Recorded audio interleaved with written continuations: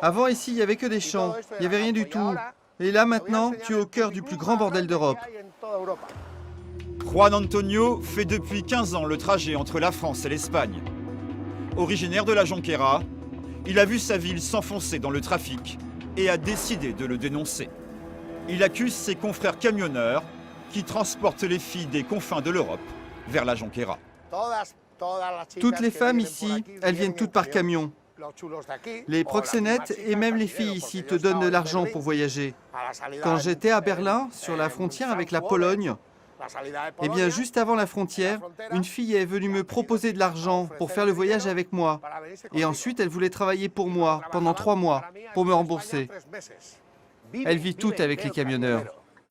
Si les prostituées en Espagne n'ont pas de souteneurs, elles sont en réalité dépendantes des routiers et chargées de fournir ou d'écouler les articles de contrebande des mafias, principalement celles d'Europe de l'Est.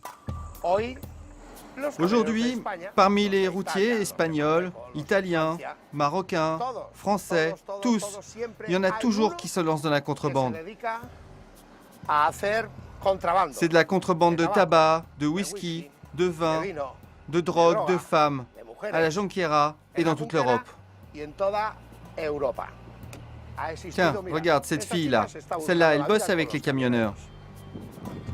La plupart des prostituées de rue vivent dans des conditions insalubres.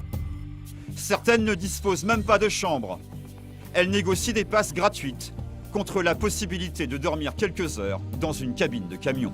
Il y en a toujours quelques-unes par ici, tu vas voir. Elles sont toujours en train d'attendre. Regarde là. Elles vivent ici. Elles vivent dans la rue. Bonjour. Comment ça va? Et vous filmez quoi, vous?